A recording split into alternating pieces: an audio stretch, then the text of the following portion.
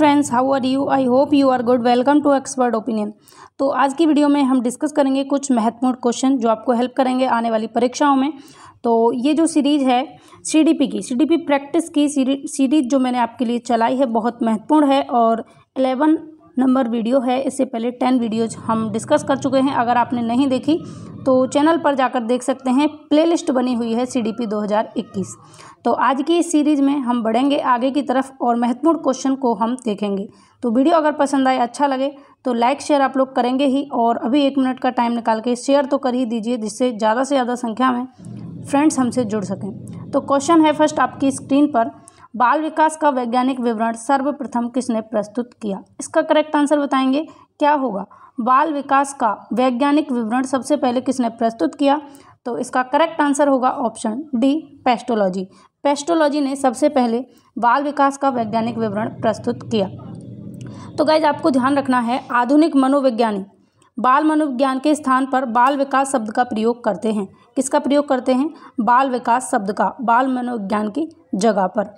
इसके अलावा सर्वप्रथम 1774 ईस्वी में पेस्टोलॉजी ने बाल विकास का वैज्ञानिक विवरण प्रस्तुत किया था। आपको याद रखना है कब? 1774 में। चलिए आगे चलते हैं नेक्स्ट क्वेश्चन पर। अगला क्वेश्चन आपकी स्क्रीन पर है और इसका आंसर आपको देना है। निम्नलिखित में से कौन सा कथन अधिगम के प्रतिस्थापन सिद्धांत की सही व्याख्या है? ऑप्शन है सीखना जन्मजात है, सीखना आवश्यकता की पूर्ति है, सीखना जन्मजात अनुक्रियाओं को दूसरे उद्दीपक में विस्तारित करने की क्रिया है, या सीखना संपूर्णता या समग्रता की देन है। तो इस क्वेश्चन का करेक्ट आंसर होगा ऑप्शन थर्ड, सीखना एक जन्मजात अनुक्रियाओं को, सीखना जो है जन्मजात अनुक्रियाओं को दूसरे उद्दीपक में विस्तारित करने की एक क्रिया है। तो इसका थर्ड ऑप्शन करेक्ट हुआ। तो आपको याद रखना है, अधिगम प्रतिस्थापन सिद्धांत के जनक कौन हैं? गुथरी हैं, एडविन गुथरी हैं अधिगम प्रतिस्थापन सिद्धांत के जनक। बहुत इंपॉर्टेंट है। गुथरी ने जन्मजात अनुक्रियाओं को दूसरे उद्दीपकों में विस्तारित करने की क्रिया को अधिगम माना। ये परिभाषा गुथरी के अनुसार हो सकती है कि सीखना जन्मजात अनुक्रियाओं को दूसरे उद्दीपक में विस्तारित करने की क्रिया है। अगर ये परिभाषा देकर पूछ लिया जाए कि ये किसकी परिभाषा है, तो ध्यान रखिएगा ये परिभाषा किसकी है? गुथरी की ये परिभाषा है, बहुत महत्वपूर्ण है। ठीक है, तो गुथरी ने अनुक्रियाओं एवं उत्तेजनाओं के मध्य अधिकतम साहचर्य स्थापित करने पर बल दिया है। तो अगले क्वेश्चन पर हम बढ़ते हैं और महत्वपूर्ण क्वेश्चन आपकी स्क्रीन पर है, स्टार करके रखेंगे, हर एक क्वेश्चन आपके लिए महत्वपूर्ण है। क्वेश्चन दिया है, अंतर्मुखी व्यक्तित्व की विशेषता है। ऑप्शन है इनका मुख अंदर की ओर धंसा होता है, या इनका मुख अंदर की ओर होता है, या इनके मुख की बनावट अन्य लोगों से भिन्न होती है, या इनमें नेतृत्व के गुण पाए जाते हैं, या इनमें सामाजिकता के गुण कम पाए जाते हैं। इसका आंसर बताएंगे क्या होगा। तो अंतर्मुखी व्यक्तित्व की हम बात करें, सबसे पहले हम जान लेते हैं कि अंतर्मुखी व्यक्तित्व आखिर है क्या है। तो आपको याद रखना है, एक युंग नाम के मनोवैज्ञानिक हुए और इन्होंने व्यक्तित्व को 3 भागों में विभाजित किया: अंतर्मुखी व्यक्तित्व, बहिर्मुखी व्यक्तित्व और उभयमुखी व्यक्तित्व। अगर हम बात करें अंतर्मुखी व्यक्तित्व की, तो इन लोगों में सामाजिकता के गुण कम पाए जाते हैं। ये संप्रेषण करने में सफल नहीं हो पाते। ये लोग समाज में हो रही क्रियाकलापों में कम पार्टिसिपेट करते हैं। अपने मन की बात अपने तक रखना सीमित रखते हैं। दूसरों तक शेयर करना इनको अच्छा नहीं लगता। ये थोड़े शांत स्वभाव के लोग होते हैं जो अंतर्मुखी होते हैं। अगर हम बात करें इसके दूसरे प्रकार की बहिर्मुखी, तो बहिर्मुखी जो लोग होंगे इनमें नेतृत्व का गुण पाया जाता है। ये समाज में कोई क्रियाकलाप हो रहा हो उसमें सबसे पहले पार्टिसिपेट करने में इंटरेस्ट रखते हैं जो बहिर्मुखी हैं, जबकि अंतर्मुखी इसके विपरीत होते हैं। उभयमुखी वो होंगे जिनमें अंतर्मुखी और बहिर्मुखी दोनों गुण पाए जाएंगे। आया समझ? तो चलिए आगे बढ़ते हैं अगले क्वेश्चन पर। इंपॉर्टेंट क्वेश्चन आपकी स्क्रीन पर है, जल्दी से इसको देखकर आंसर करेंगे। विकास से तात्पर्य प्राणी को कम समय के साथ संस्थानों में जटिल परिवर्तन, स्वयंत्रण एवं स्थायित्व के साथ वयस्क की स्थिति को प्राप्त करना है। उपयुक्त परिभाषा किस विद्वान की है? ऑप्शन है एंडरसन, गैसल, हैरिस या ड्रेवर।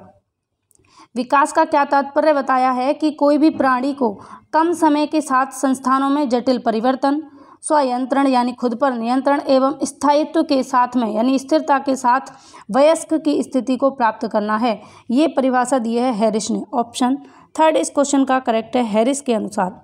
क्योंकि विकास एक प्रगतिपूर्ण श्रृंखला के रूप में घटित होता है। विकास के फलस्वरूप होता क्या है कि किसी भी व्यक्ति में कई नई विशेषताएं और क्षमताएं विकसित हो जाती हैं, उत्पन्न हो जाती हैं, जिसे हम विकास कहते हैं। तो ये परिभाषा किसकी है? हैरिस की है। आगे बढ़ेंगे हम अगले क्वेश्चन पर। क्वेश्चन नंबर 5 आपकी स्क्रीन पर है, तो इसका आंसर करेंगे रॉस के अनुसार शैशवावस्था का काल है।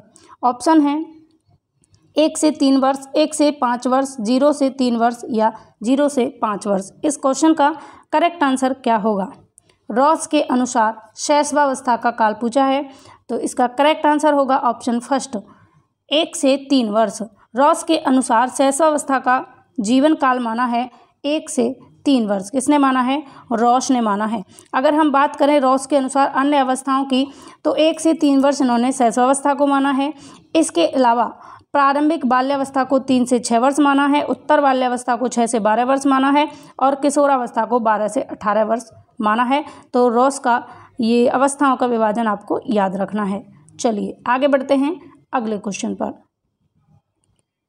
क्वेश्चन है, अध्यापक द्वारा निरीक्षण के माध्यम से प्रतिभाशाली बालक की पहचान निम्न में से किस कारण कठिन है? अध्यापक के द्वारा निरीक्षण के माध्यम से, यानी आप निरीक्षण के माध्यम से प्रतिभाशाली बालक की कौन सी पहचान नहीं कर सकते, कौन सी पहचान करना कठिन है? ऑप्शन है निरीक्षण एक वस्तुनिष्ठ प्रक्रिया है, सही है। निरीक्षण प्रक्रिया बहुत कठिन है। निरीक्षण द्वारा भावात्मक समस्या से ग्रस्त प्रतिभाशाली बालकों की पहचान अध्यापक द्वारा नहीं हो सकती। बालकों के व्यवहार का निरीक्षण कोई विशेषज्ञ ही कर सकता है।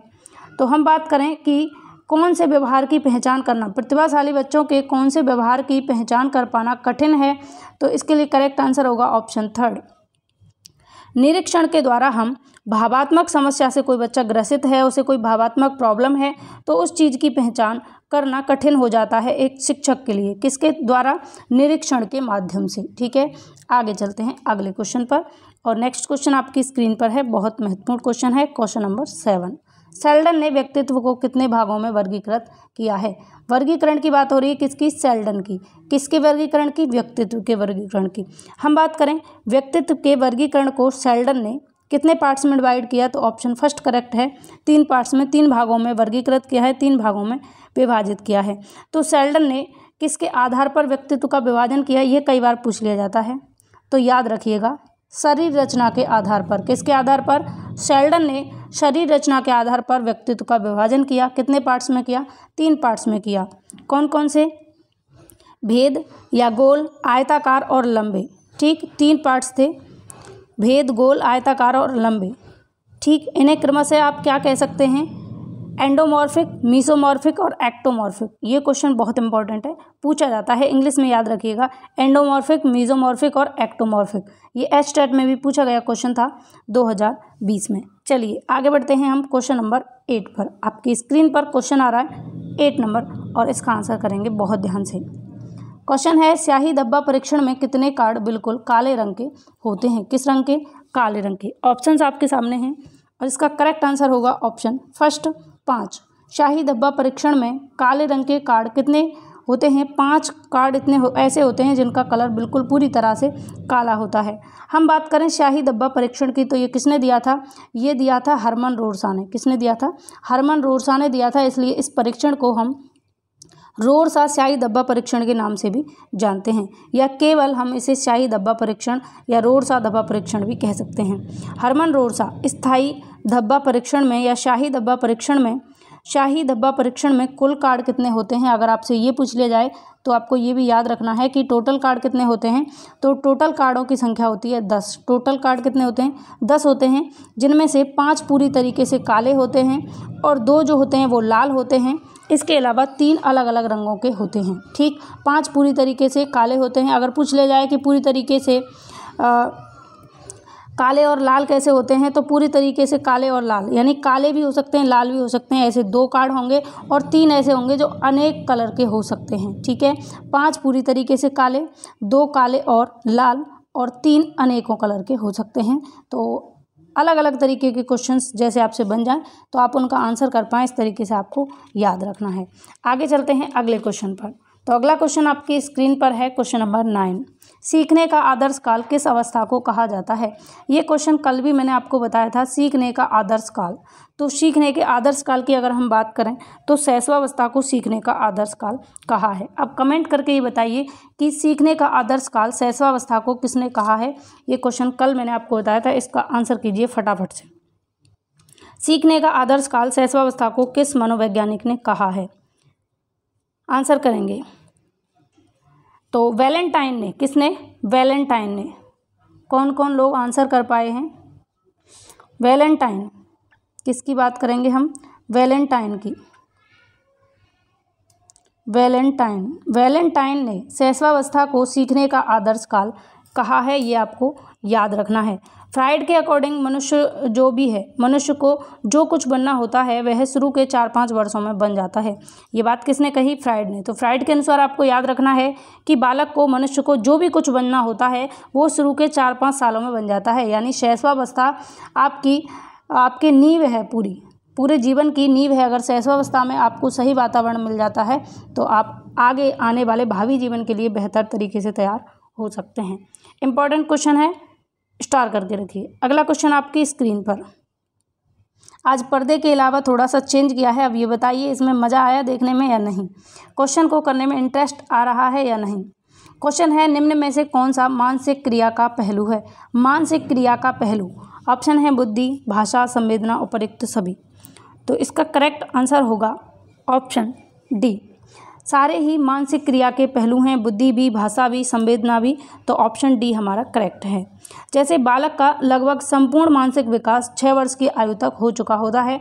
आपको पता है कि शैशवावस्था में लगभग 95% बच्चे का विकास हो जाता है। तो 6 वर्ष की आयु तक बच्चे का मानसिक विकास लगभग हो चुका होता है। वहीं अगर 3 वर्ष की आयु तक की बात करें तो 3 वर्ष की आयु तक बच्चे का आधा विकास हो चुका होता है।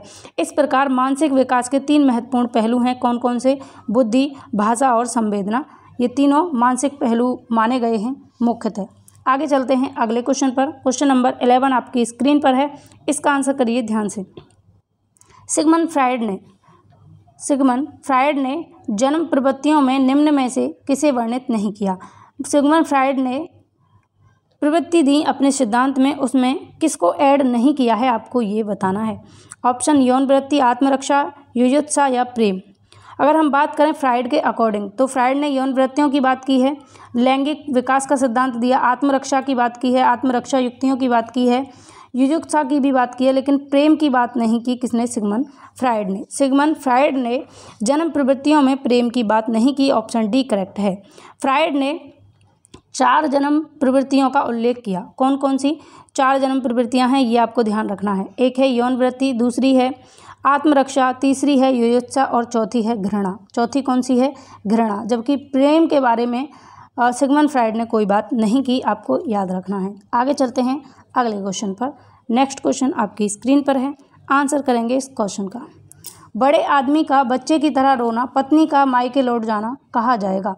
कोई बड़ा आदमी है और अचानक बच्चे की तरह रोने लगता है, पत्नी है अपने मायके लौट जाती है झगड़ा करके, तो इसको हम क्या कहेंगे? प्रतिगमन कहेंगे, आत्मीयकरण कहेंगे, प्रत्यावर्तन कहेंगे या दमन कहेंगे? करेक्ट आंसर क्या होगा इसका? आंसर होगा करेक्ट ऑप्शन फर्स्ट, प्रतिगमन। बड़े आदमी का बच्चे की तरह रोना, पत्नी का मायके लौट जाना प्रतिगमन की क्रिया के अंतर्गत आता है। इसको इंग्लिश में रिग्रेशन कहेंगे, याद रखिएगा। इसका शाब्दिक अर्थ होता है पीछे की ओर लौटना, यानी प्रतिगमन को प्रत्यावर्तन भी हम कहेंगे। ठीक, ये जो प्रतिगमन है इसको हम प्रत्यावर्तन भी कह सकते हैं, तो आपको याद रखना है। ठीक है, अगर ये प्रतिगमन नहीं होता तो हम इसके साथ में भी जा सकते थे, याद रखिएगा। इसको हम रिग्रेशन कहते हैं, इंग्लिश में याद रखिएगा क्योंकि हिंदी में कई बार कन्फ्यूजन होती है। किसी भी व्यक्ति का, किसी बच्चे का पीछे की तरफ लौटना क्या कहलाता है? प्रतिगमन कहलाता है। आगे चलते हैं अगले क्वेश्चन पर। क्वेश्चन नंबर 13 आपकी स्क्रीन पर है, इसका करेक्ट आंसर आप करेंगे क्या होगा? क्वेश्चन है, छात्रों के समायोजन के लिए निम्न में से कौन सा उपाय शिक्षक के द्वारा नहीं किया जाना चाहिए?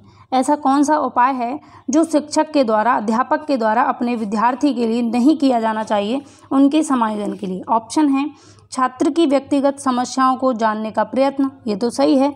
छात्रों को व्यक्तिगत मार्गदर्शन एवं सांवेगिक स्थिरता हेतु प्रयत्न, ये भी सही है।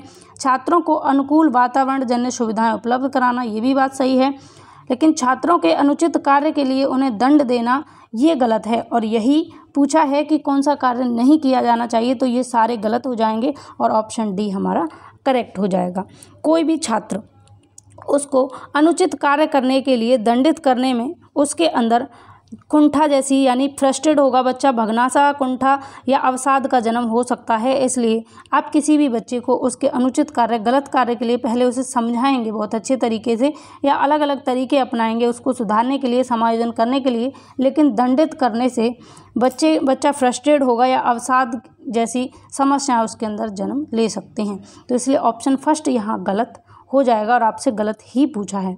आगे चलते हैं और क्वेश्चन नंबर 14 आपकी स्क्रीन पर है, सेकंड लास्ट। निम्न में से कौन सी ग्रंथि का विकास बाल्यावस्था में होता है? ऑप्शन है ओडिपस, इलेक्ट्रा, ए और बी दोनों, इनमें से कोई नहीं।